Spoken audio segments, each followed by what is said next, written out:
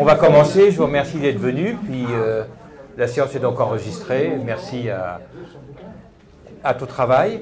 Je remercie évidemment aussi Hossein qui nous accueille toujours dans ce lieu sans équivalent à Paris, il faut bien le dire. Tous ceux qui ont essayé d'autres lieux ont été déçus et se sont dit que c'était quand même mieux ici. Et ceux qui voudront rester dîner après, nous les invitons à le faire, ce qui permettra de continuer à échanger avec Michel autour d'un bon plat. Voilà. Alors je suis très content on est tous à la Société Louise Michel très contents de recevoir Michel. C'est la troisième fois qu'elle nous honore de sa présence. Et la première fois qu'elle était venue, je vous avoue qu'elle avait édité un livre avec Maurizio Garibaldi, 1848. Et là, j'ai découvert effectivement le travail de Michel.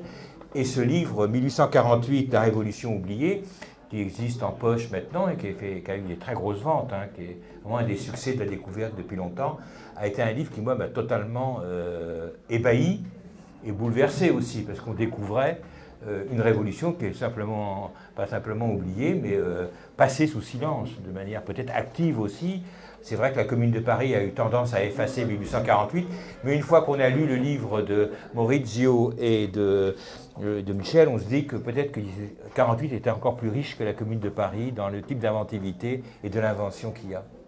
Alors, Michel a fait un travail qui, je trouve, est très important, et elle va nous en parler, qui est d'explorer ce que sont les mouvements d'émancipation et leur relation avec ce que tu appelles les idéologies dans le livre. Et très tôt commence un effet d'écrasement, d'effacement permanent des mouvements d'émancipation qui va, depuis ce qui se passe avec le mouvement ouvrier, au début, dans le 19e siècle, puis ça va continuer, mais aussi avec le mouvement de libération des femmes, mais aussi avec les mouvements dans les pays coloniaux et les révolutions coloniales. Il y a cette espèce de dialectique infernale qui existe et qui rend si difficile à la fois pour nous de retrouver et de comprendre ce qui s'est vraiment passé dans ces moments-là, et pour ces mouvements aussi, c'est souvent été aussi une manière de les écraser, de les enterrer, de les faire disparaître. Alors, le travail de Michel, je crois, est très important. Je crois qu'il s'inscrit dans une tendance actuelle, justement, on pourrait citer des gens qui finalement rejoignent ta façon de faire et qui nous importent. Je pense que ça rejoint parfois le travail de Jacques Rancière, par exemple, qui a essayé aussi de mettre à jour de manière différente ce qui a été dans le mouvement ouvrier. Mais évidemment, je pense à des auteurs qui sont importants pour toi et qui échappent un peu disons, à l'histoire héroïque. D'abord, il y a Walter Benjamin, évidemment, dont tu parles beaucoup dans ton livre. Il y a Frantz Fanon aussi, qui occupe une place importante dans ton livre. Et puis aussi, on pourrait penser, moi évidemment, tu le cites aussi, à Charles Péguy, et aux cris poussés par Charles Péguy contre l'effacement de tout ce qui s'était passé et des espoirs soulevés par l'affaire Dreyfus, par le dreyfusisme et la défense de Dreyfus, écrasés par les radicaux et les socialistes de l'époque et annihilés totalement le mouvement taouani, une affaire dont Péguy, évidemment, ne se remettra jamais, comme on le sait. Donc voilà, on est content de t'accueillir parce que je crois que ton travail fait partie du travail aussi de ceux aussi qui retrouvent le travail de Gramsci, par exemple, qui retrouvent Walter Benjamin, qui retrouvent comme ça une série d'auteurs un peu engloutis, enfouis, et dont on a peut-être plus besoin que jamais, ces gens-là. Donc on en a peut-être plus besoin que jamais à cause des conditions dans lesquelles on vit. Mais mon introduction suffira. Je te laisse la parole, Michel, pour que tu nous expliques un petit peu les enjeux de ton travail. Cet après-midi, j'ai reçu un coup de fil de France Culture. Il m'invite à parler de Julie Daubié. Ça vous dit quelque chose, Julie Daubié? Donc, une femme des années très, très, très anciennes, dans le 19e siècle, qui a écrit un texte superbe sur l'émancipation. Et je me dis, c'est pas un hasard si, comme ça, il y a constamment cet aller-retour entre passé et présent, dans la mesure où le 19e siècle, à l'heure actuelle, non pas revient, mais fait retour. Non pas de manière consciente, je dirais plutôt de manière inconsciente, comme si les espoirs du 19e siècle, extraordinaires, avaient échappé en quelque sorte à cette chape de plomb que fut le XXe siècle. Chape de plomb à bien des égards. Le libéralisme qui triomphe, je ne démontre pas. libéralisme politique, libéralisme économique, les guerres, les catastrophes et plus que les catastrophes. Quelque chose d'innommable, d'impossible à oublier, et pourtant, on a tout fait pour l'oublier. Après la guerre de 14, cette hécatombe, les historiens actuels commencent, depuis quelques années d'ailleurs, à découvrir et à faire découvrir l'extraordinaire puissance de la catastrophe. Pendant ce temps-là, le progrès technique continue. Et puis cette chose inouïe, la Shoah. Alors on a l'impression que la Shoah, bon, ça y est quoi, on en a parlé à plusieurs reprises. Mais j'ai découvert en écrivant ce livre la manière dont ce souvenir, cette présence, tout ce qu'ont dit les écrivains, était impossible à regarder de près.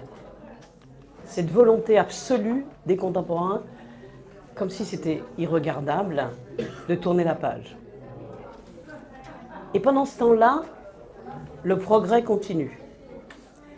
Et pendant ce temps-là, la chimie fait des progrès absolument considérables, malgré Hiroshima, malgré Nagasaki.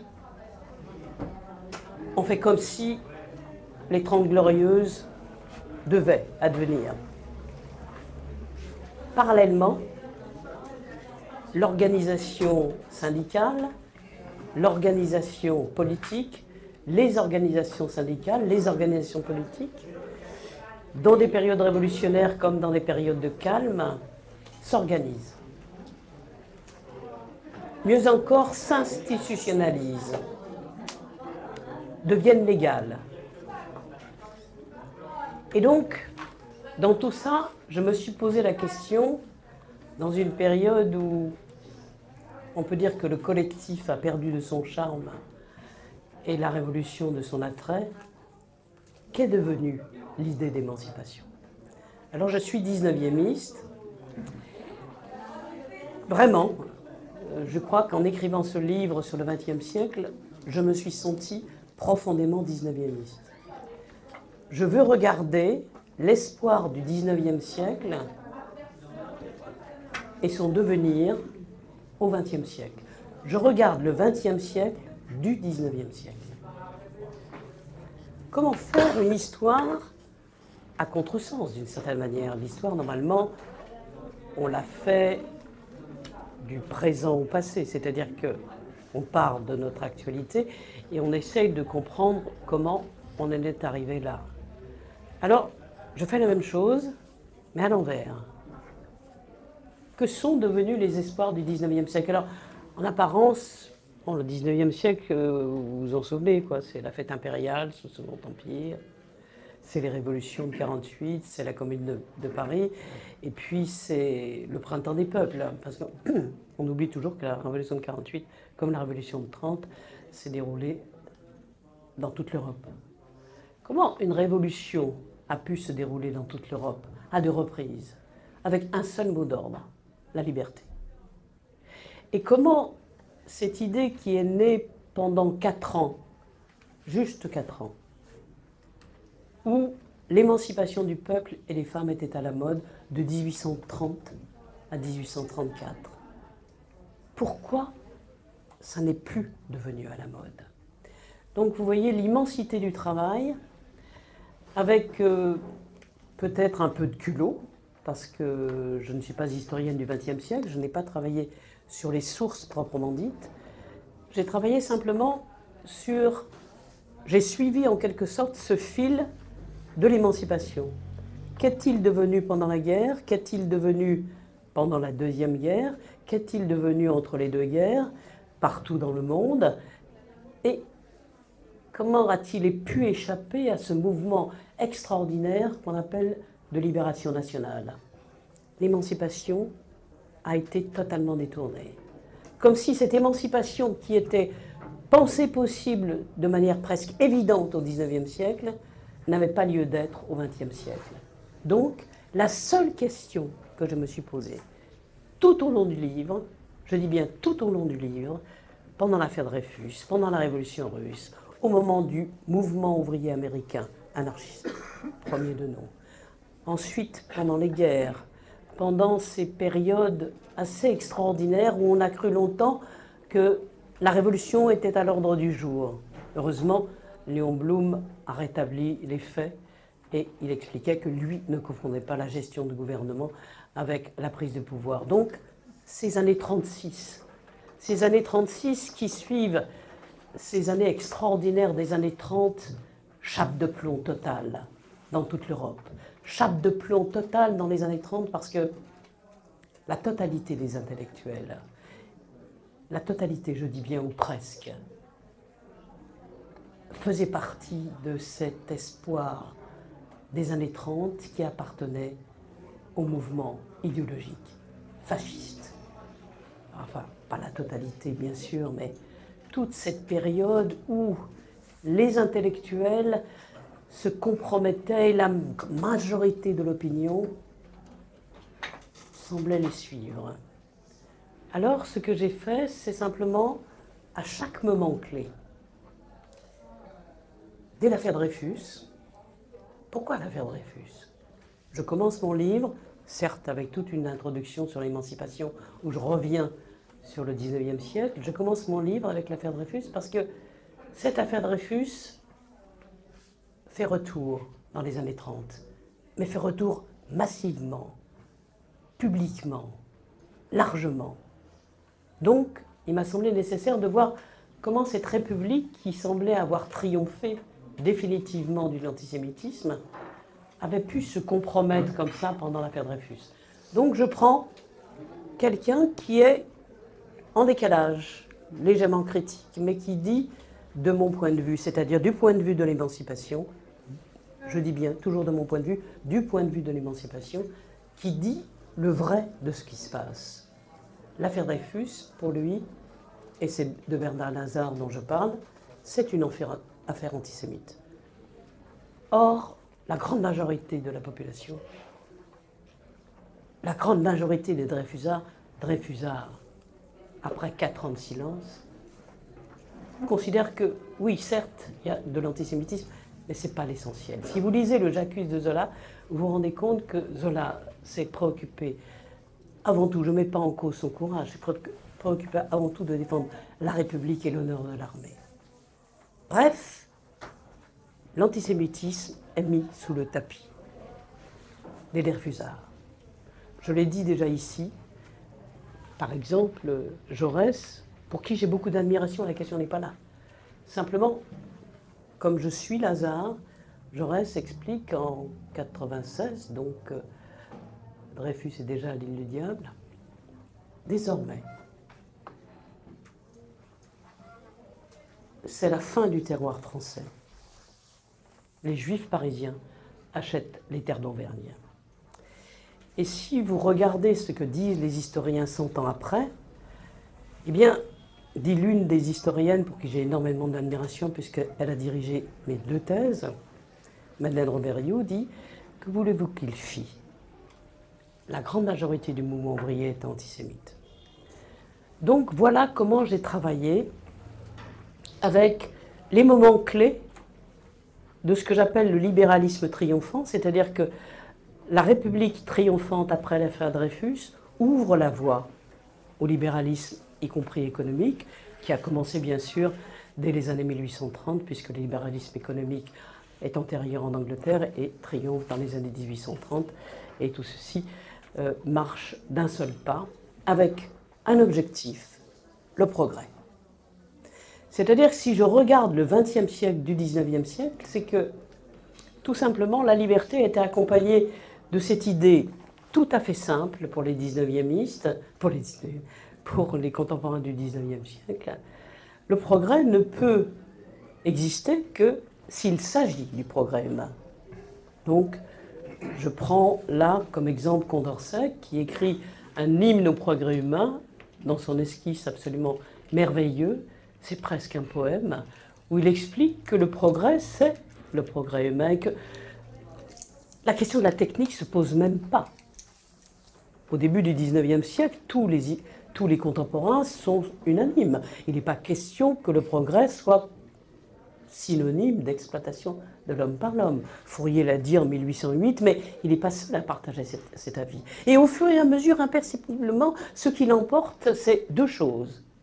Le libéralisme politique avec la représentation, on va dire ensuite la démocratie représentative, et le libéralisme économique avec un objectif, le progrès et la force des choses. Alors la question que je me suis posée, c'est cette force des choses allait à l'encontre du progrès humain et était contemporaine avec l'exploitation de l'homme par l'homme. L'exploitation de l'homme par l'homme qui s'accentue au fur et à mesure de la fin du XIXe siècle. Zola l'explique mal dans Germinal, mais on comprend bien que par rapport à l'artisanat des années 1830, à la fin du siècle, c'est vraiment le prolétariat, tel que l'a décrit Marx, qui l'emporte. Et un prolétariat assujetti non seulement aux choses, mais assujetti à la marchandise. Il est donc normal, compte tenu de cette aliénation, que les organisations se constituent, syndicalisme et partis politiques. Syndicalisme et partis politiques qui marchent d'un seul pas dans cette vision d'un progrès continu. On accepte la force des choses, on accepte la marchandise. Les saint-simoniens du début du XIXe siècle, à la fin, vont expliquer qu'il est tout à fait normal que les prolétaires se sentent un petit peu le bras armé de la machine. Et petit à petit, le processus révolutionnaire commence à prendre jour et nous arrivons au début du XIXe siècle, au début du XXe siècle, un moment extraordinaire, extraordinaire. Non seulement la révolution est en marche, mais l'émancipation revient. C'est-à-dire que l'idée d'émanciper les peuples, de lutter contre l'impérialisme et lutter contre le capitalisme est une nécessité absolue. Donc, années 10, 20, à peine, disons, commençons par la Révolution, 1905, jusqu'à la veille de la guerre 14, mais ça continue. C'est pour ça qu'Adorno a écrit un article extraordinaire qui s'appelle « Les fausses années 20 ». Il y a cet fabuleux mouvement révolutionnaire qui se traduit par un mouvement, à mon avis, on n'a pas vu encore l'équivalent, artistique extraordinaire. Et ce mouvement artistique, c'est l'art abstrait. Et que dit l'art abstrait? Si on en croit Paul Klee, raison pour laquelle j'ai voulu illustrer mon livre dans la couverture par un tableau de Paul Klee qui s'appelle « Mourir pour une idée », tableau qui date de 1915, avec une lucidité exceptionnelle, il dit « L'art abstrait rend visible ce qui est invisible ». Alors pour traiter de la révolution russe, que tout le monde connaît bien sûr, ce que j'ai fait c'est simplement, j'ai suivi un autre personnage, Berkman, Alexandre Berkman, témoin. J'aurais pu suivre aussi bien ce que faisait Madeleine Pelletier, puisque Madeleine Pelletier est allée en Russie, en URSS, à peu près à la même époque, en 1922. Elle dit à peu près la même chose que Alexandre Berkman, qui lui a été évincé des États-Unis. Il a tiré sur le financier Frick, et mari de Emma Goldman, et il est tout de suite en Russie, en terre de révolution. Enfin, il faut voir ces années 20, ces années 10, 20, absolument extraordinaires. Et donc, il arrive, et un an après, 2 ans après, il dit ce qu'est la réalité de la révolution russe. Tout de suite. Exactement comme Madeleine Pelletier. Nous, en général, on attend le voyage de Gide. Non, les jeux se font là, à ce moment-là, à partir du moment où Lénine choisit le taylorisme. Ça veut dire quoi? Ça veut dire qu'il entre dans la voie du progrès, ça veut dire qu'il rentre dans la voie du progrès technique. Et donc, il faut rivaliser avec le progrès technique de l'autre ennemi, c'est-à-dire de l'impérialisme et du capitalisme. À partir de ce moment, les jeux sont faits. Donc je m'arrête sur cet extraordinaire moment avec l'art, et en particulier avec Malevich. Parce que Malevich a eu cette volonté de résistance qui n'a pas quitté l'URSS, malgré la répression. Et il se trouve, mais là c'est toujours un peu difficile de sortir de son expérience, parce que je pense qu'on pense avec l'expérience, mais qu'on pense aussi avec des idées conceptuelles, c'est-à-dire des idées qui, je vais expliquer en quoi ça consiste et en quoi c'est extrêmement important. Donc, l'idée de Malevich, c'était non pas de faire table rase, mais de précisément sortir de toutes les écoles et de tous les courants. Et il a fait cette chose inouïe. Il se trouve que je l'ai vu seul, exposé, donc l'original, le carré noir. Et puis, tout ceci nous mène justement dans ce moment artistique extraordinaire à Viterbsk, où tout est artistique, tout est possible. On peint les wagons, on peint les maisons, pendant un temps très court où la tension entre Chagall et Malevich, c'est pas simple. Il n'empêche que cet espoir extraordinaire accompagne les révolutions. Et puis, chape de plomb. C'est pas ça, la chape de plomb de la contre-révolution, c'est la chape de plomb de cette volonté absolue de gagner la guerre, pas simplement la guerre civile, mais de gagner la guerre de l'économie.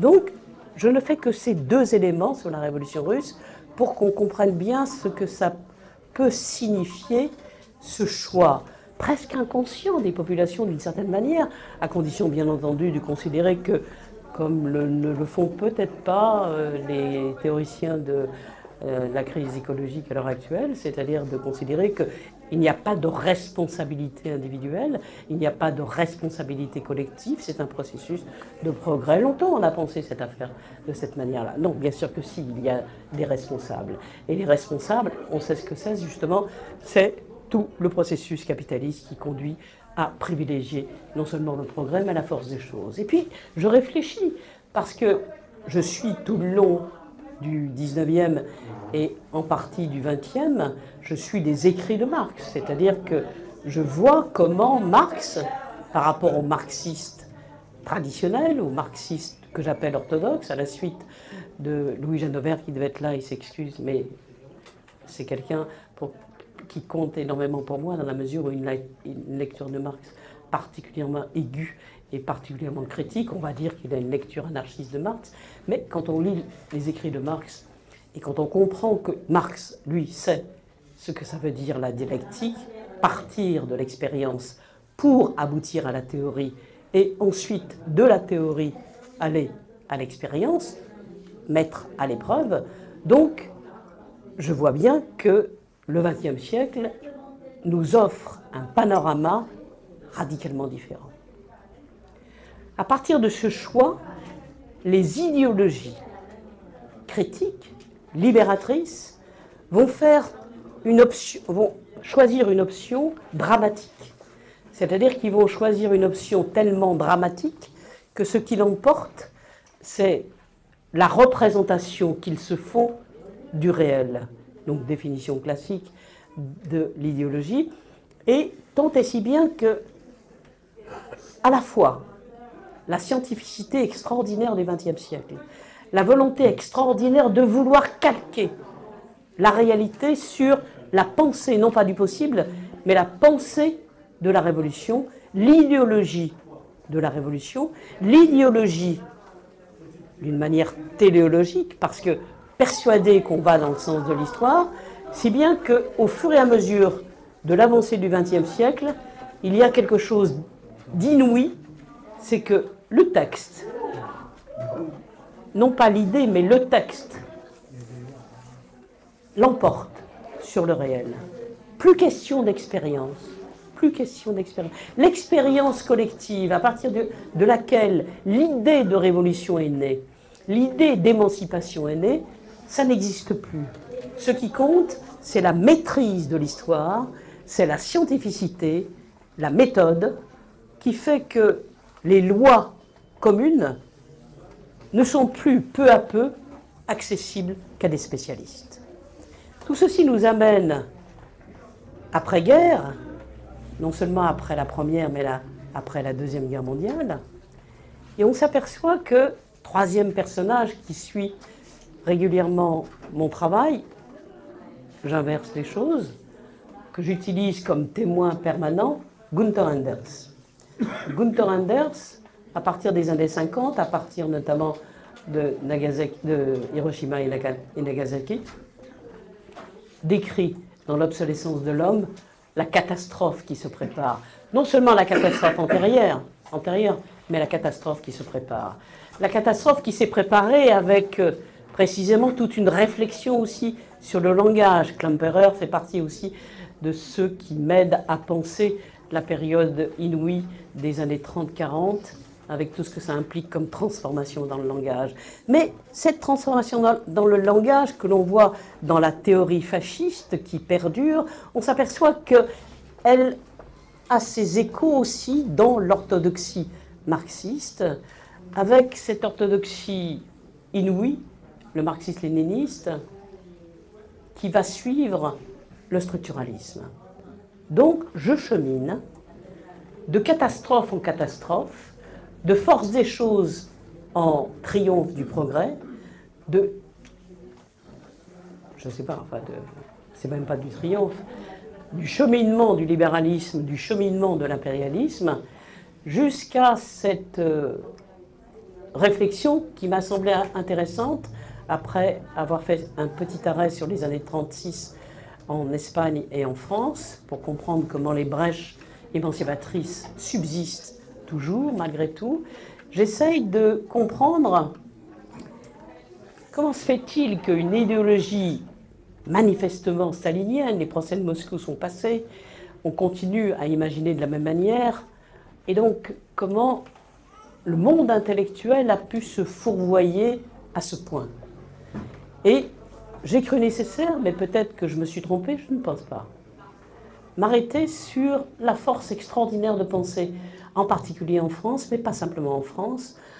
La French Theory est héritière directe de ça. Et heureusement qu'il y avait des critiques comme Derrida. Mais ce structuralisme a mobilisé la pensée pendant des décennies.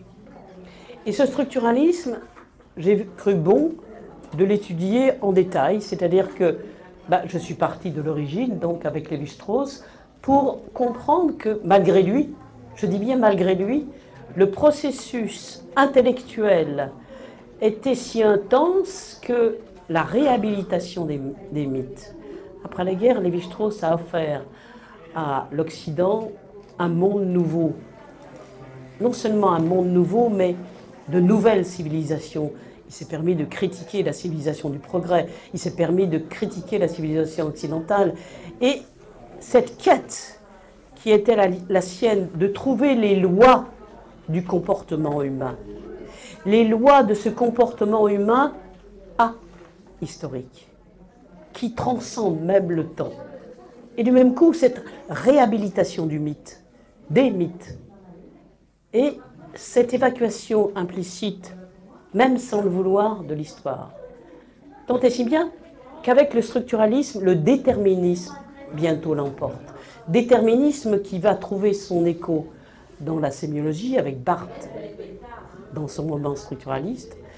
Et comprenez bien que tout ensemble concorde, non seulement pour oublier l'émancipation, parce que dans cette structure où le déterminisme fondamental est à l'origine du comportement social, jusqu'à Lacan, l'inconscient est structuré comme un langage, toute idée d'émancipation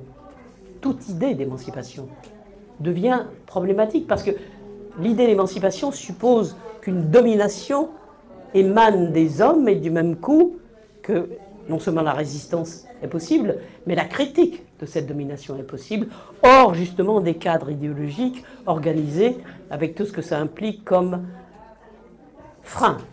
Ce n'est pas simplement la bureaucratie, comme lourdeur. Et du même coup, on s'aperçoit qu'il n'y a plus de possibilité d'intervenir, il n'y a plus de sujet. Ce n'est pas simplement la mort de l'auteur.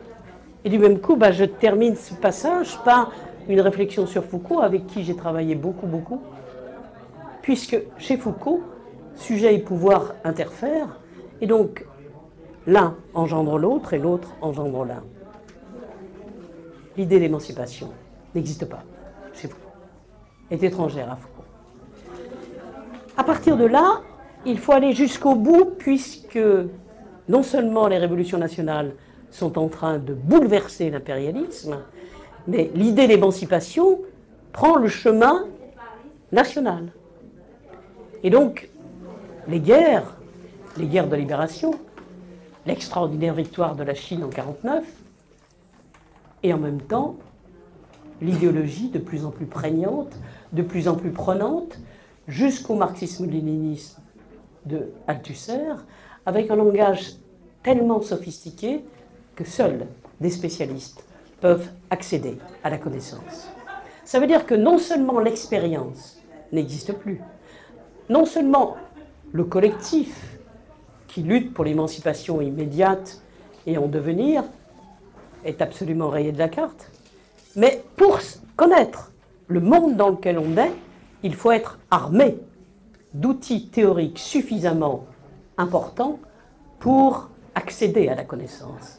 C'est que même la connaissance échappe au commun des mortels. Comprenez bien ce que je veux dire? Elle échappe au commun des mortels de telle manière que ça se traduit par cet aveuglement absolu dont peut-être certains d'entre vous se souviennent, le maoïsme. Qu'est-ce que c'est que le maoïsme? Et je suis très désolée de la sortie de ce film sur l'établi de Linhart, parce que Linhart, il faut absolument lui reconnaître son extraordinaire intelligence et puis la manière dont il a écrit l'établi. Et puis c'est grâce à lui si j'ai pu travailler sur le taylorisme de Lénine.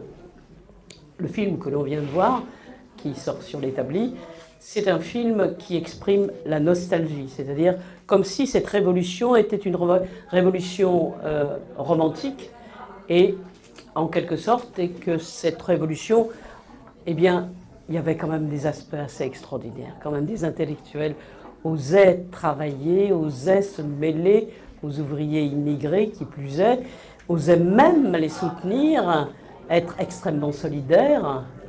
Voilà ce que le film montre. Or, ce qui était à ce moment-là, c'est précisément pendant que le marxisme-léninisme triomphait, pendant que la Longue Marche voyait son imitation en France, il y avait ces massacres en Chine dont les films récents nous montrent à quel point l'étendue était particulièrement catastrophique.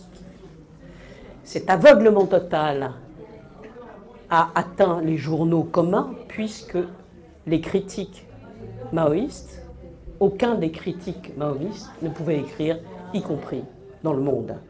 Donc je vais jusque-là pour essayer de comprendre tout simplement non seulement qu'est devenue la liberté, mais qu'est devenu nous-mêmes, que sont devenus nous-mêmes. Comment a-t-on pu être aveugle à ce point-là? En bref, comment en est-on arrivé là aujourd'hui?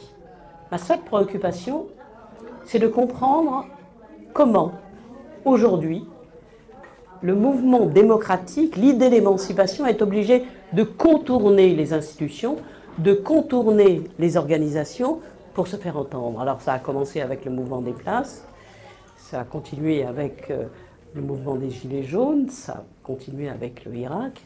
Et donc, de cette manière-là, je travaille, je dis bien je travaille avec les auteurs dont je vous ai parlé, il y en a d'autres que je n'ai pas cités, mais on ne peut pas tout citer.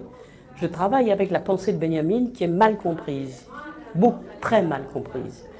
C'est une pensée la plus difficile qu'il soit.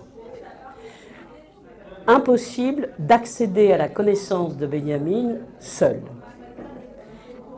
Nous, je dis nous parce que nous sommes un petit groupe qui s'est élargi, qui a diminué, ça dépend, enfin bref, on a toujours travaillé ensemble. On a tenu pendant 5 ans, pour vous dire comment on a travaillé, un séminaire à l'École des hautes études uniquement sur le livre des passages.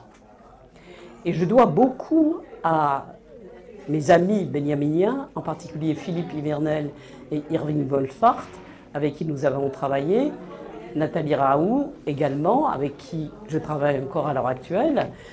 Irving est en Allemagne et Philippe Ivernel nous a quittés. Je dois à Philippe Ivernel à la fois ma lecture de Gunther Anders. Il m'a dit c'est bien de lire Hannah Arendt, mais Gunther Anders c'est extrêmement important. Et c'est lui aussi qui m'a ouvert la voie à la lecture du drame baroque. Que dit le drame baroque? La thèse de Benjamin qu'il n'a pas obtenue. considérés comme non académiques, et pour cause. En particulier, dans le drame baroque, Benjamin dit ceci qui me semble absolument fondamental pour le propos que je tiens et pour les idées d'émancipation qui sont les nôtres, sans doute, et que l'on partage. Chaque idée qui émerge à un moment, dans un sens particulier, en l'occurrence, idée libératrice, chaque idée revient, ressurgit, renaît, jusqu'à ce que l'idée soit accomplie. Et j'ai voulu montrer dans le procès de la liberté, le livre précédent, comment, justement, la pensée de Benjamin, qui est un penseur de l'histoire mais pas un historien, était pertinente. Et on s'aperçoit effectivement que cette idée de liberté fondamentale, extraordinaire, qui habite les individus depuis la modernité, que dis-je, depuis l'Antiquité, mais cette idée de liberté renaît massivement au moment de la modernité et jamais elle ne s'achève. J'ai été extrêmement surprise au moment du printemps arabe, dit printemps arabe, dans l'avenue Bourguiba. Les mots d'ordre qui étaient lancés dans l'avenue Bourguiba, c'est à peu près les mêmes que ceux de 1848. Bien sûr, personne ne connaissait 1848. Et à l'heure actuelle, si j'ai bien suivi quelques collectifs de gilets jaunes, dont un fait la conclusion de mon livre, je vais vous expliquer pourquoi en conclusion, c'est tout simplement qu'ils ont réinventé place au peuple de Delescluze, cette fameuse phrase de Delescluze de 48, cette souveraineté populaire auquel on aspirait. Ils ont réinventé à leur manière une démocratie réelle dans un espace extrêmement court et extrêmement clos, d'une certaine manière, pendant un temps très court et un espace très réduit, puisque le système ne peut pas accepter justement ces îlots utopiques, d'une certaine manière, qui à la fois critiquent le présent et anticipent sur l'avenir. Et donc, la pensée de Benjamin, qui consiste à imaginer qu'une idée, tant qu'elle n'est pas achevée, une idée dans le sens donné, dans l'espoir donné du moment où elle est née avec son contenu, tant qu'elle ressurgit, c'est exactement ce que nous vivons aujourd'hui.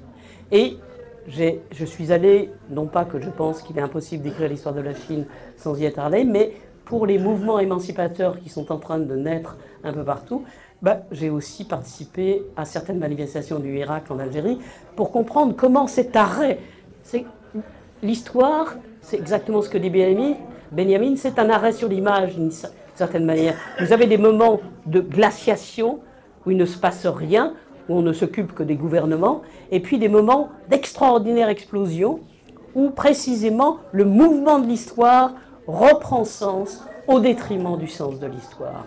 Et c'est ce qui s'est passé au moment du Irak. 62, tout d'un coup renaissait. On était en 62, nous étions en 1962. Et tout renaît. Donc, bien sûr, pas simplement Sharon, parce que Sharon a écrasé justement ce qui s'est passé au moment du 17 octobre.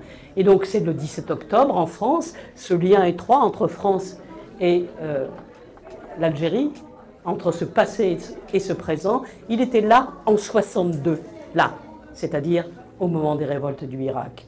Et bien sûr, ces révoltes qui anticipent, qui à la fois récupèrent ce qui a été perdu par l'histoire qui fait sens, et en même temps anticipe sur l'avenir, c'est quelque chose d'extraordinairement parlant, et c'est ce qui nous parle aujourd'hui. Voilà pourquoi j'ai écrit ce livre, et pourquoi je considère que l'histoire très contemporaine ne peut pas être écrite par ceux qui, tout simplement, sont les contemporains de cette histoire. L'histoire très contemporaine, dis-je dans mon livre, doit être écrite par ceux qui la font. C'est pour ça que la conclusion est donnée à deux amis, qui sont devenus des amis, à la fois un représentant d'Ambiance Bois sur le plateau du Limousin. Ils existent depuis plusieurs dizaines d'années et ils organisent un collectif où les salaires sont égaux, où chacun peut vivre à sa manière. Et puis le deuxième texte, c'est un texte d'un gilet jaune de Commercy, ils ont essayé de mettre en place une démocratie réelle dans un temps extrêmement court, et il fait tout simplement le compte-rendu de cette démocratie réelle. Ça ne veut pas dire que les historiens n'ont pas lieu d'exister pour le XXe siècle, c'est simplement qu'il faut de la distance, il faut simplement de la réflexion pour pouvoir écrire cette histoire après coup, mais d'abord et avant tout, l'histoire maintenant, compte tenu de la crise dans laquelle nous sommes, doit être écrite par ceux qui la font. Et ça, c'est une rupture radicale avec tout ce qui s'est passé antérieurement.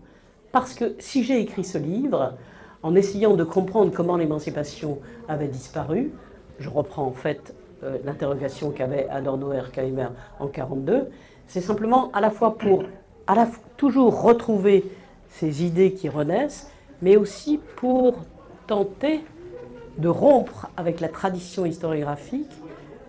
Ceux qui font l'histoire sont toujours parlés par d'autres. Avec Maurizio Gribaudi, nous avons sillonné Paris, nous avons sillonné les textes, nous avons écrit l'histoire heure par heure, et très difficile de trouver la parole ouvrière de ceux qui avaient fait la révolution des anonymes. Que pensait-il de la République démocratique et sociale? C'est-à-dire qu'à chaque fois, ce qu'ils font est traduit et interprété. Et il me semble que nous sommes arrivés à un moment où il est impossible d'imaginer cela. Le progrès a eu ses limites. Il a permis malgré tout, non seulement l'acquisition des droits, mais un progrès suffisamment éducatif pour que la population dans le monde entier, regardez ce qui se passe en Ouganda à l'heure actuelle, soit à même de pouvoir s'auto-organiser et de résister à la catastrophe qui est la nôtre à l'heure actuelle, écologique, mais bien entendu les conséquences en sont sociales. On le voit très bien dans ce qui se passe aussi bien au Chili qu'en France aujourd'hui. J'ai été trop longue, non? Non, c'est parfait. Eh bien, merci beaucoup.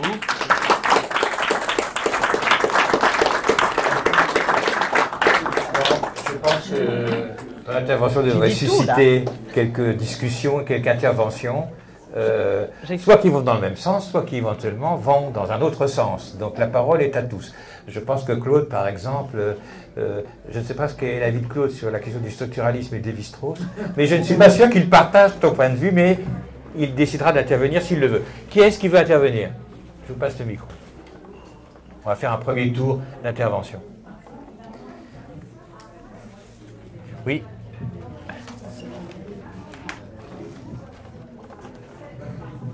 Merci Michel. Alors, une provocation de tout connaître. Je comprends que tu as un temps très limité, mais quelque chose qui m'a interrogé pendant la présentation, j'ai trouvé, c'est deux absences. Alors je ne sais pas que j'ai pas lu ton livre, et je sais pour te connaître que c'est très certainement présent dans ton livre, et je sais aussi depuis longtemps que pendant ta réflexion. Donc il y a deux absents qui sont, je parle des absents collectifs, qui sont d'une part les femmes et les mouvements féministes, que tu n'as pas évoqué, enfin j'ai pas entendu. Mais je sais que c'est un problème de temps aussi, mais pourquoi cette absence-là? Et un autre absent, alors tu l'as évoqué juste en amont, avec un coup de chapeau au passage comme ça, tu as évoqué l'Irak, mais c'est post, ça c'est après. Il y a une autre absence, qui sont les colonisés et leurs luttes, qui me semble-t-il, sont des héritages de la colonisation internalisée du XIXe siècle, même si c'est un peu antérieur. Mais le XXe siècle, c'est aussi château de concert, mais c'est aussi ce type de lutte avec toutes les promesses qui sont initialement pas tenues, mais qui sont des promesses d'émancipation, pas uniquement d'un point de vue européocentral, dont on a l'habitude généralement de travailler. Oui, on va continuer à faire circuler le micro pour d'autres interventions.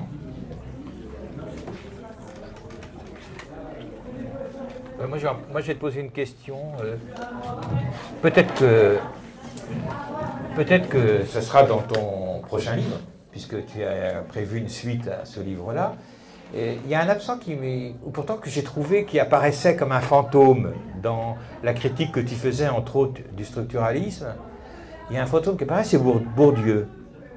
Pour moi, Bourdieu et la théorie de la domination m'ont toujours posé un problème, Parce que dans la théorie de la domination, qui va remplacer, on sait dans le vocabulaire, tout, hein, l'oppression des femmes devient la domination, l'exploitation des travailleurs devient la domination. Enfin, la domination, c'est un mot qui peut remplacer tous les autres mots qu'on avait employés jusque-là, et c'est le premier problème.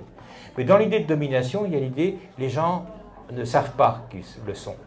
Il y a l'idée d'un processus idéologique qu'on pourrait peut-être rattacher à l'aliénation, j'en sais rien, mais en tous les cas renforcer. Et qu'il faut là, justement, les spécialistes, c'est-à-dire les sociologues, pour éclairer les gens sur le fait qu'ils sont dominés, mais quand on est dominé, justement, on ne le sait pas qu'on est dominé. Et j'ai trouvé qu'il y avait ça résonnait là par rapport à ce que ta critique que tu faisais d'une partie du structuralisme, sur le déterminisme, sur la nécessité des spécialistes. Et on peut rattacher d'ailleurs cette critique enfin, cette possible critique de la sociologie que je fais avec beaucoup de prudence. Hein. Je ne suis pas sociologue. En tous les cas, Péguy faisait la même de Durkheim. Hein. Péguy avait détesté Durkheim à cause de ça, dans cette espèce de filiation les gens, il faut des spécialistes pour leur apprendre ce qui leur arrive, quoi. Et donc là, j'ai été frappé par ça. J'avais l'impression que parfois, tu parlais de ça, que ce fantôme apparaissait. Voilà ma question. Mais d'autres interventions, ou sinon, oui, à Claude. Alors, Claude Calam. Ah, enchanté. Puisque Philippe, tu m'interpelles sur le structuralisme, je me suis senti interpellé évidemment par les différentes considérations sur Lévi-Strauss. Il est vrai hein, que la recherche Attends, il faut que tu parles plus près, lève-toi peut-être si tu peux.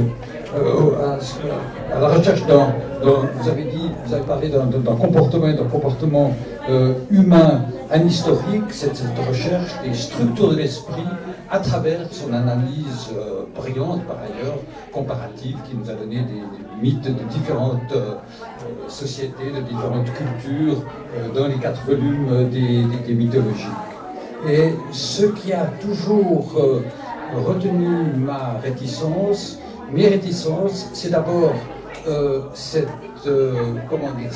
absolutisation des structures de l'esprit humain, d'une part, et puis, du point de vue, opératoire, la réduction aussi de cette matière sémantique absolument extraordinaire qu'on trouve dans ces différentes narrations à des oppositions binaires, à des oppositions évidemment qui fondent le structuralisme et finalement l'idéologie du structuralisme.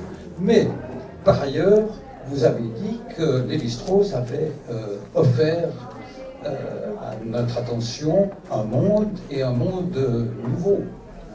Et c'est ce qui est intéressant quand même dans sa recherche, c'est en fait la démarche, c'est le fondement de la démarche anthropologique, c'est cette réflexion sur l'autre, une réflexion sur l'autre qui naturellement doit avoir à notre égard, provoquer à notre égard, à l'égard du paradigme qui est le nôtre, une réflexion critique. Et alors ça, non, ça on le trouve aussi chez Lévi-Strauss, mais dans des... c'est pas du tout la conclusion des mythologiques, mais dans quelques écrits ultérieurs. Hein. Oui. On va peut-être répondre. Hein. Oui, je vais répondre. On va peut-être répondre et on reprendra la parole après. Vas-y. Je vais procéder à l'envers, mais vous avez entièrement raison. Hein. D'ailleurs, je rends hommage, moi, d'une certaine manière, à Lévi-Strauss. C'est simplement, c'est le processus de pensée qui, au fur et à mesure, structure la pensée non seulement de Lévi-Strauss, mais des disciples, et tout le rapport qu'il a avec la linguistique.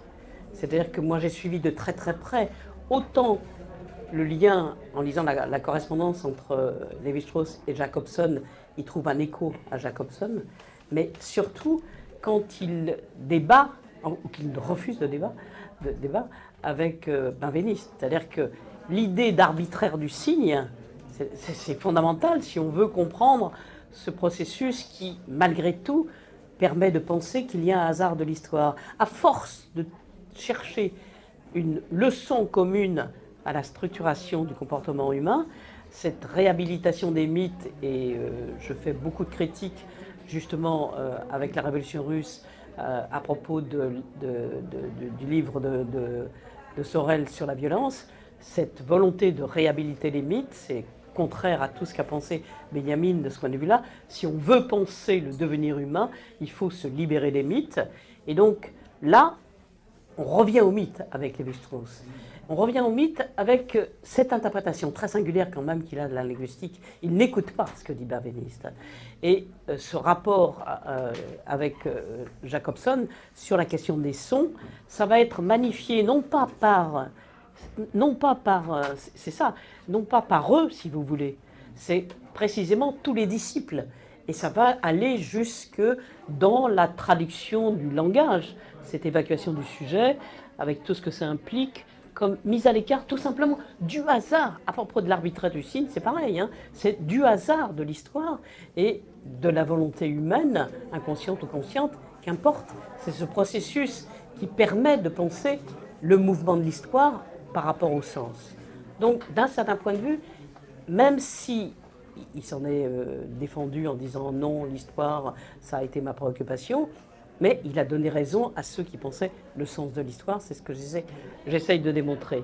Mais je vous rejoins complètement là-dessus. Je pense qu'il n'y a pas de désaccord. Pour ce qui concerne Bourdieu, oui, effectivement, mais il y a plein de gens qui manquent, hein, ça c'est évident. J'aurais pas pu traiter Bourdieu comme ça, simplement avec un article ou c'est tout le temps que j'ai mis pour travailler sur Lévi-Strauss. C'est toute l'œuvre de Lévi-Strauss qui était en cause. Je ne pouvais pas me permettre de faire une critique comme ça en passant à propos de tel ou tel article, c'était pas possible. Donc Bourdieu est tellement en vogue, je me suis contentée de faire une critique radicale de Durkheim, ça m'a suffi parce que depuis, si vous voulez, le texte de Bourdieu sur la domination, j'ai trouvé ça tellement honteux. Aucun rapport, aucune référence à toutes celles qui l'avaient précédé, pas la moindre référence. Donc, tu parles de son livre sur la domination féminine. Oui, la domination féminine. Masculine. Donc cette question, je l'ai mise à l'écart, mais ça ne m'a pas tellement gênée parce que, bon, moi, je n'ai jamais suivi Bourdieu, je n'ai jamais vraiment suivi la sociologie, compte tenu de la manière dont la sociologie a traité les femmes en particulier. Donc, bien sûr, les femmes sont là tout le temps. Tout le temps dans mon livre. Elles ponctuent. La dissonance, c'est toujours la dissonance. Jusque du début à la fin. Si j'en ai pas parlé, je ne peux pas parler de tout. C'est qu'à chaque fois qu'on m'interviewe, toutes les interviews que j'ai données, tous les trucs à la radio, c'est les femmes. Encore là, j'ai l'idée oubliée. C'est vous dire que je me méfie des modes. Donc là, les femmes sont à la mode. J'attends qu'elles ne le soient plus pour écrire un autre livre. Là, c'est une commande et je vais l'écrire assez vite sur l'émancipation pour pouvoir prendre un peu de distance avec cette mode et comprendre le fond des choses, non pas à travers Hollywood et Adèle Haenel, mais essayer de partir de l'origine, donc de la révolte, c'est-à-dire des Indiennes, jusqu'aux Iraniennes à l'heure actuelle, pour voir si le processus est un processus irréversible. Et donc il faut rétablir en quelque sorte ce processus au moment où il est né. Et je le dis à chaque fois, c'est pas Hollywood qui a commencé, c'est les Indiennes qui ont commencé à se révolter face à une horreur qu'elles avaient devant les yeux, c'est-à-dire un viol collectif dans un bus. Et donc non, c'est pas possible que je fasse un livre sans que les femmes soient absentes. Je rappelle quand même que tu as fait une très belle histoire du féminisme dans un repère publié à la Découverte. Parmi beaucoup d'autres livres sur la question des femmes, il y a à peu près la moitié de tes livres, je crois, qui sont consacrés à la question du genre et des femmes, sur une quinzaine de livres. Je repasse la parole, oui. Allez-y, puis après, voilà. Non, mais allez-y d'abord, puis après, voilà. Allez-y. Alors, justement, c'était pour rebondir sur votre question sur les gaulonisés. Est-ce que tu considères, Michel, que les émancipations au XXe siècle, ce sont des émancipations inachevées? Oui. pour l'Algérie, d'où l'Irak, ou des émancipations abîmées ou fautives. Enfin, ouais. Oui, j'ai pas répondu à ça. Oui, ben, ça fait un petit peu. Non, mais ça, je sais, Michel, je sais que tu travailles sur ça déjà depuis quelques mois. C'était juste, ma question, c'était par rapport à la façon dont tu as présenté l'art, par rapport à... Oui. Hein, Mais c'était un peu volontaire. Non, mais j'imagine, mais justement, tu as donné un élément de réponse. C'était pourquoi cette volonté? Non, c'est pas un élément de réponse, c'est une vraie réponse. Attends, on peut continuer à faire circuler. Qui est-ce qui va intervenir? Oui, derrière. Bonjour. Bonjour. Petite question, je rebondis en fait sur la remarque des émancipations qui n'ont pas abouti. Est-ce qu'il y a un exemple d'émancipation réussie? Est-ce qu'il y a Un exemple historique d'émancipation aboutie? Un exemple d'émancipation réussie. réussi? Oui. Ouais. Alors réussi, abouti, c'est là où la sémantique et concrètement les connaissances des grands mots, etc. se limitent. Oui, très bien. Y a d'autres personnes qui veulent intervenir? Oui, devant. Il faut faire passer le micro devant. C'est juste pour rebondir sur la dernière question. Est-ce que vous considérez par exemple que le mouvement diabaptiste est une expérience intéressante et une sorte d'utopie plus ou moins réalisée? Tu veux noter les questions? Tiens. Je vais le faire avant. Oui, est-ce qu'il y a d'autres interventions? Est-ce qu'il y a d'autres interventions? Oui, allez-y. Par rapport à cette idée que le règne de l'utopie a été effacé, occulté, est-ce que ça signifie qu'il a cessé d'exister? J'ai l'impression que, en fait, il y a une invisibilisation et que si on regarde à travers le monde et si on sort un peu de l'espace eurocentré, on s'aperçoit qu'il y a depuis très longtemps et toujours eu ce genre de mouvement. Il y a eu une invisibilisation plutôt qu'une disparition. Je crois que c'est crucial. Et si on prend l'Amérique latine, bon, il y a effectivement les Chiapas, mais le livre de Zibesi montre que les expériences du même ordre ont proliféré dans une dizaine de pays d'Amérique latine. Je crois qu'il y a vraiment aussi ce problème de savoir jusqu'où ce qui s'est passé en Europe, de façon eurocentrée, a aussi contribué à rendre invisible ce qui se passait dans d'autres régions du monde. Et cette invisibilité, enfin là, je vais prendre l'exemple du Cambodge. A priori, pour ceux qui font le voyage, Angkor Wat, l'hôtel est... Il y a l'impression qu'il y a beaucoup d'ONG, mais il n'y a pas de société d'en bas. Or, quand le pouvoir a fait assassiner Kemley, un activiste, le jour de son enterrement, bien que le pouvoir ait interdit son enterrement à Phnom Penh, qu'il fallait aller à 30 km de là, ce jour-là, 1 million ou même plus de personnes ont suivi le cortège funéraire. Donc il y a aussi ce problème de l'invisibilisation qui est pas simplement un problème de la presse bourgeoise, etc. Je crois aussi une non prise en compte de tout ce qui peut se passer aux quatre coins du monde. Et une dernière remarque, hein, je m'arrête. Par rapport à Lénine et le taylorisme, je crois que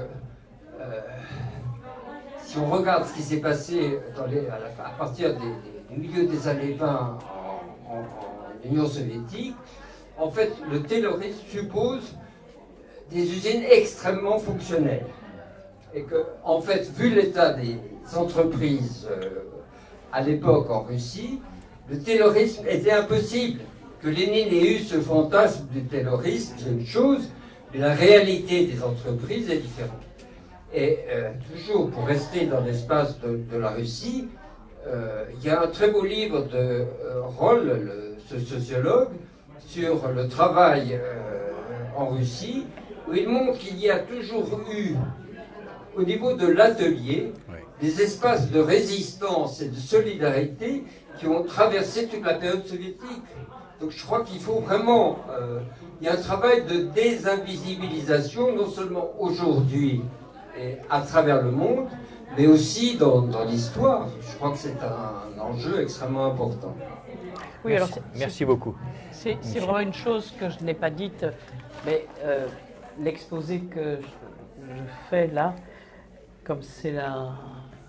je ne sais plus combien, donc j'évite de me répéter moi-même parce qu'on s'ennuie soi-même. Raison pour laquelle là j'ai trouvé un autre angle. Donc il manque des tonnes de choses, et en particulier celle dont tu parles. C'est-à-dire que, bien sûr, c'est la caricature, si tu veux, la question du terrorisme, et que les moyens n'étaient absolument pas identiques à ce qui se passait en URSS par rapport aux États-Unis. Il n'empêche que ce qu'il a emporté, c'est pas l'idée de la technique, c'est l'idée de la contrainte. Ce qu'il a emporté, c'est la contrainte. Et qu'il n'y ait pas de résistance, je ne dis pas ça dans mon livre, hein, la résistance, elle est permanente. Non seulement elle est permanente, mais elle est quotidienne. Et tu as tout à fait raison sur la question de l'invisibilité. C'est bien cette invisibilité que je mets en scène également, à chaque fois, essayer de trouver les brèches. Par exemple, ces moments où non seulement ils apparaissent comme visibles, mais ils ont laissé suffisamment de traces pour qu'on puisse récupérer ces traces. Non pas par le saut du tigre à la manière de Benjamin, mais simplement cette preuve que les historiens cherchent pour saisir justement les mécanismes de résistance, d'organisation collective, d'organisation à la base. Et ça, mon livre est la permanence. C'est ce que j'appelle après Benjamin la mémoire souterraine du processus émancipateur. Il est toujours là. Et bien entendu, il existe un peu partout, que ce soit au Chiapas ou ailleurs. Un livre de Jean-Louis Laville a été publié il n'y a pas très longtemps avec Bruno Frère sur la question de l'émancipation, et il parle des épistémologies du Sud, et il montre en Amérique latine l'extraordinaire profusion de ces collectifs qui mettent en œuvre non seulement la démocratie au sens réel du terme, donc dans un territoire et un temps souvent éphémère, mais également ce qui me semble extrêmement important, là encore je l'emprunte à Benjamin, il faut, dit-il, réinventer les traditions. Et donc en réinventant les traditions, on prend ce qui est, disons, récupérable d'une certaine manière, c'est toute l'idée d'émancipation. C'est-à-dire, qu'est-ce que c'est que l'idée d'émancipation?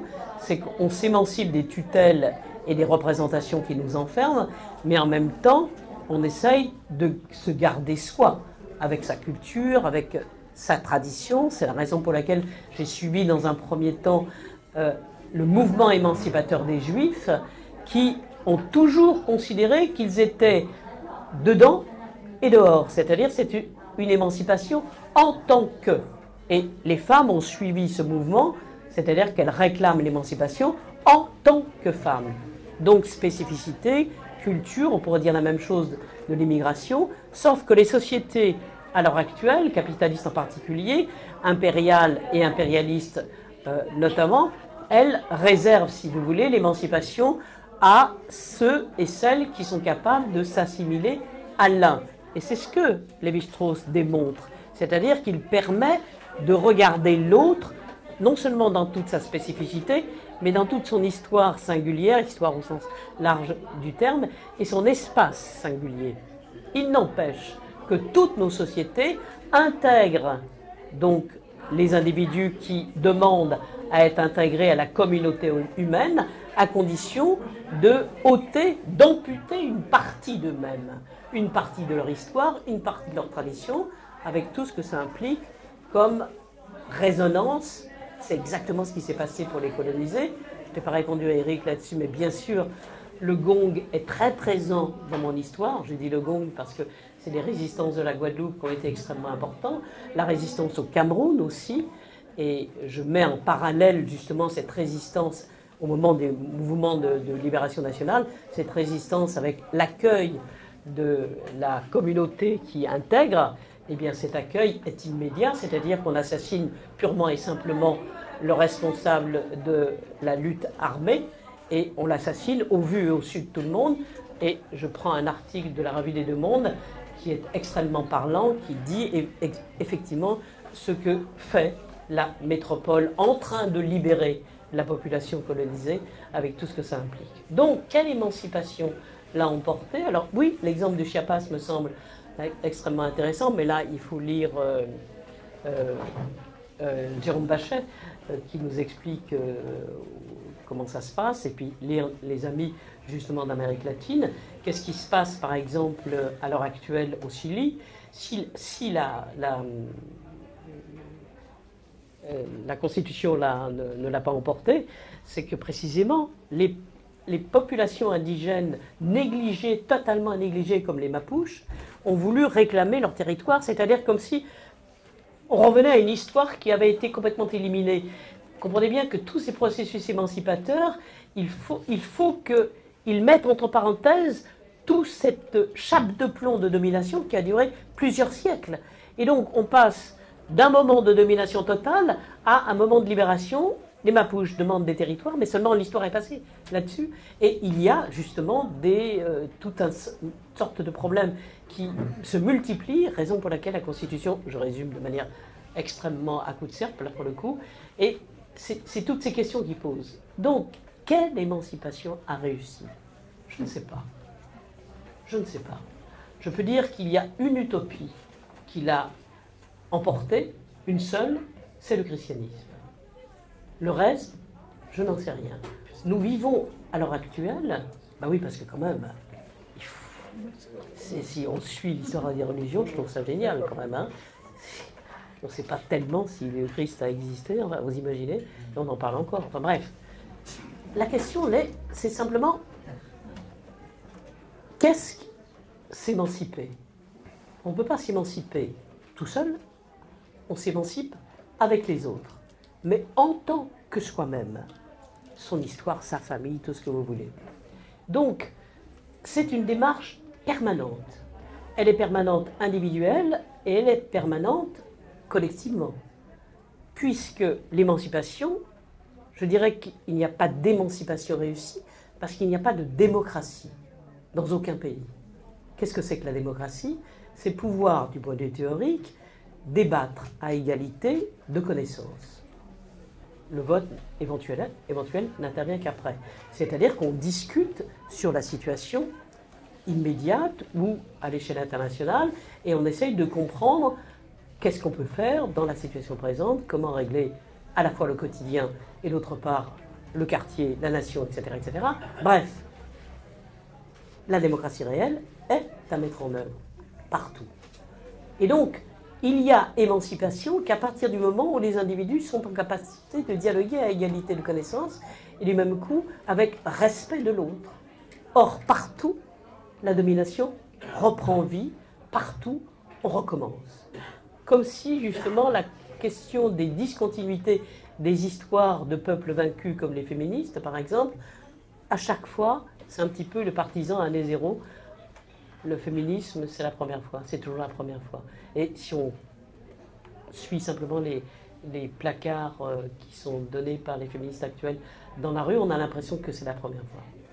Parce que, justement, la société hiérarchique se reconstitue, la domination se reconstitue, sauf qu'il existe, dans le souterrain des mémoires, quelque chose qui résiste, et d'autre part, dans les expériences collectives, ici et là, de plus en plus nombreux, puisque maintenant, les gens sont parfaitement conscients que si on ne se prend pas en charge soi-même, on n'a aucune chance de survivre à la situation qui est préparée à l'heure actuelle à l'échelle mondiale. Aucune firme multinationale ne prendra la moindre mesure en faveur du réchauffement climatique, et on sait bien que les États vont se battre entre eux pour essayer de récolter les dernières ressources viable pour essayer de faire de l'électricité envers et contre tous, plutôt que d'imaginer une réduction drastique de la production et donc de la consommation. Et si chacun se prépare en charge, je ne vois pas ce qui va advenir. Donc l'émancipation est à l'ordre du jour, émancipation individuelle et collective, à condition que chacun soit extrêmement vigilant. C'est-à-dire que qu'est-ce qu'on fait maintenant dans cette situation et quel mot j'emploie, qu'est-ce qu'il veut dire. Donc cet éveil, hein, ça a donné le mot woke, cet éveil permanent est une nécessité. Si je peux me permettre de vous répondre, est-ce que au final, une émancipation n'entraîne pas une autre? Si. Et c'est là où en fait l'émancipation elle est perpétuelle. Elle est perpétuelle. Mais peut-être pas infinie. Oui, encore une intervention. Vous voulez le micro, c'est bon? Non, oui, non. On va faire une dernière série d'interventions et Michel conclura. Moi, il me semble que l'histoire des émancipations, c'est aussi l'histoire des régressions et des involutions. Par exemple, quand on lit la formation de la classe ouvrière en Angleterre de Ricky Thompson, c'est la description d'un formidable mouvement émancipateur. Donc peu à peu, la classe ouvrière n'a pas, comme il le dit, la classe ouvrière n'est pas apparue au soleil de la révolution industrielle, elle s'est constituée. Elle s'est constituée par rapport à ses propres luttes, par rapport à les oppositions aussi, cette fierté de l'ouvrier anglais qui s'estimait l'héritier du citoyen libre, etc. Bon. Mais en même temps, après, il y a eu involution. Si on prend la classe ouvrière française, pour moi, il y a un extraordinaire moment de floraison, c'est la fin du 19e siècle, où on voit la multiplication, malgré la défaite de la Commune, la multiplication des sociétés ouvrières de gymnastique, sociétés ouvrières de propagation des végétariens, de l'espérantisme, même se rattacher à ce genre de trucs, il y avait des sociétés ouvrières espérantistes, et après il y a eu une involution. Il y a eu la guerre de 14, bon, etc. Donc, je pense que l'histoire joue un rôle considérablement, et c'est aussi l'histoire des défaites. Le mouvement anarchiste espagnol, donc ça a été aussi un mouvement émancipateur considérable, qui était multidimensionnel. Bon, et ensuite, c'est un défaite. Alors, à ce moment-là, se pose le problème quand un mouvement émancipateur paraît sur le point d'avancer, qu'est-ce qu'il privilégie? Bon, alors, effectivement, il y a Lénine et le terrorisme, mais dans un mouvement émancipateur, comme il y a un adversaire en face, et que cet adversaire maîtrise le temps, bon, il y a des problèmes de choix, et chacun ne peut pas apporter son originalité. Par exemple, en Amérique latine, je respecte beaucoup les civilisations indiennes, mais je ne crois pas qu'on peut construire une émancipation de la Bolivie sur 36 langues, 36 identités indiennes. Voilà. Donc c'est un vrai problème parce que l'adversaire existe. Voilà. Oui, qui veut intervenir encore? Ah, vas-y. J'ai lu votre article il y a 2-3 jours, où mon titre, vous mettiez l'utopie, c'est bien, mais à partir du moment où on essaye de la réaliser, le pouvoir cogne. J'ai été très très touché par cette idée. Est-ce que vous pourriez aider? Parce qu'à l'heure actuelle, je trouve que la violence d'État, par rapport aux Gilets jaunes, par rapport à les zadistes de Notre-Dame-des-Landes, et par rapport à la lutte contre les bassines, est d'une telle disproportion, avec des telles remises en cause de la démocratie et des libertés, que je suis absolument effaré. Est-ce que vous avez un point de vue là-dessus? Notamment, remettre en cause la Ligue des droits de l'homme, la seule chose, c'est Pétain et les nazis qui l'ont fait. Est-ce qu'il n'y a pas là un espoir que la bourgeoisie a tellement la trouille de ce qui se passe qu'il y a peut-être là quelque chose qui va se développer? Enfin, soyons utopiques. Qu'est-ce que vous en pensez? Moi, je suis très utopique, mais je voudrais répondre à notre ami. Tu as tout à fait raison. Il y a aussi des contre-révolutions. Il y a toujours un moment, justement, d'inacceptation. Lorsque, au tout début du 19e siècle, lorsque Shelley écrit ce poème absolument sublime, « Vous êtes nombreux, ils sont peu », normalement, ça devrait suffire. Mais précisément, qu'est-ce que ça veut dire l'émancipation? Ça veut dire qu'on entre dans la société humaine en tant que, avec son histoire. avec son histoire, ce que Thompson a parfaitement montré, avec tout ce que ça implique comme spécificité. Et cette spécificité doit trouver l'équivalent en face. Alors, en face, c'est précisément l'ennemi, le capitalisme, tout ce que tu veux, avec le progrès, la force des choses, etc. Donc, bien sûr, si on fait l'histoire, et on a toujours fait l'histoire, comme tu l'as décrit, avec mouvement émancipateur début du 19e, la même chose début du 20e, et c'est ce que je dis dans mon livre, et moment de régression, bon, là, c'est l'histoire non seulement perpétuelle, mais infinie. Moi, ce qui m'importe, c'est de comprendre, à partir de ce mouvement en Angleterre avec E.P. Thompson, enfin, sur la formation de la classe ouvrière, tu as un moment extraordinaire avec une puissance de pensée. Alors, bien sûr, Utopie, Owen, avec à la fois le mythe Owen, et puis il y a ce mouvement tellement grand que dans la première moitié du siècle, les femmes, dans le mouvement social, elles sont présentes, hein, presque à égalité.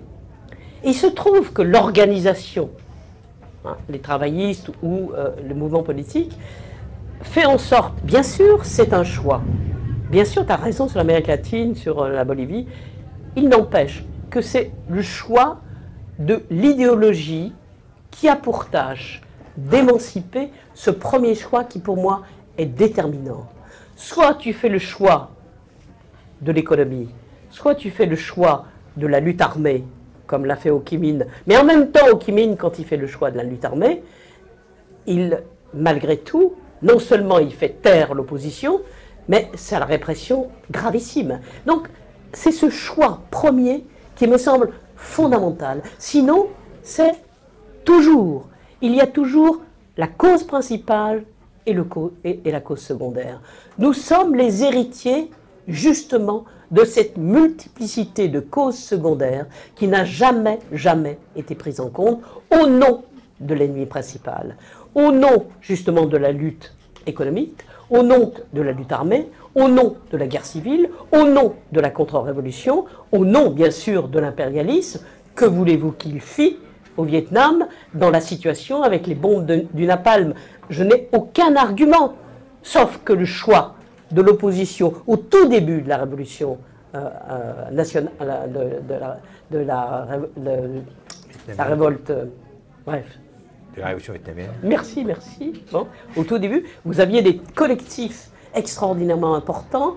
J'ai discuté pendant je ne sais combien de temps avec un chercheur américain pour savoir si les mémoires du trotskiste vietnamien devaient être prises en compte parce que c'est quand même un trotskiste, donc idéologiquement marqué, et est-ce qu'il dit le vrai? Et le chercheur américain m'a dit, non seulement il dit le vrai, mais il ne dit pas la totalité de la répression. Et donc, et il m'a dit en passant, j'espère que si vous faites une histoire de la France, vous allez quand même, cette fois-ci, faire un sort aux hommes politiques de la 4e République. Je ne comprends pas que les Français, les historiens français, aient protégé aussi longtemps ces hommes politiques. J'espère avoir exaucé son vœu. Mais c'est pas l'important, c'est tout de suite, au moment des insurrections, au moment de cet élan extraordinaire où la foule est présente. C'est pareil pendant la guerre d'Algérie. Lorsque je suis Lyotard, hein, qui est associatif barbarie, et qui constamment donne en quelque sorte la lumière de ce qui se passe à ce moment-là. On voit bien les options qui sont prises tout de suite, et ce que Fanon comprend très, très bien, les options immédiates. Alors, bien sûr, il y a la cause principale. Nous sommes les victimes de ces causes secondaires mises à l'écart. C'est comme ça que l'antisémitisme a sévi et continue de sévir. C'est comme ça que l'antiféminisme n'a cessé justement de perdurer. Et c'est comme ça que je constate, et c'est pour ça que j'en veux beaucoup au cinéaste qui a fait l'établi, je constate que pendant la guerre de libération nationale, c'est ce que je cherchais tout à l'heure, pendant la guerre de libération nationale, pendant que le syndicalisme luttait contre l'exploitation, pendant que les ouvriers de Citroën, justement, essayaient, par la CGT, d'être relativement quand même un petit peu solidaires de ces autres-là qu'on n'intégrait jamais. Aucune grève n'a été effectuée pour soutenir les luttes de libération nationale. c'était une cause secondaire par rapport aux causes principales. Et c'est comme ça que Sharon a enterré le 17 octobre. Et que le 17 octobre revient à la mémoire des Algériens de manière implicite, même si il n'était pas là, même si c'est simplement X ou Y qui leur en a parlé, ou c'est simplement à l'occasion d'un film. Et cette résurgence de ces oublis, mais qui subsistent dans les mémoires, c'est ce qui s'est passé en Espagne, ce qui subsiste justement dans cette chose inouïe qui se transmet sans savoir pourquoi. Et c'est la raison pour laquelle le Irak était extrêmement important, et c'est la raison pour laquelle les mots ont un sens dans les mobilisations à l'heure actuelle. Quand on entend liberté ou quand on entend justement émancipation, il s'est trouvé qu'à un moment, j'ai entendu ça au cours des manifestations qui viennent de se dérouler en France à propos de la retraite, tu dis tiens, il se passe quelque chose. Il se passe quelque chose, là, c'est une note dissonante. Donc, je soutiens cette réflexion constante que nous devrions avoir, ce que nous a appris Klemperer, c'est-à-dire être en éveil permanent face aux mots que l'on utilise et aux idées que l'on véhicule. Mais j'entends bien vos remarques, tu n'es pas le premier à le faire. J'ai voulu suivre cette ligne directe qui mène à l'émancipation et qui a été enterrée justement par la chape de plomb idéologique, avec tout ce que ça implique comme mise sous le tapis. Eh bien, merci beaucoup.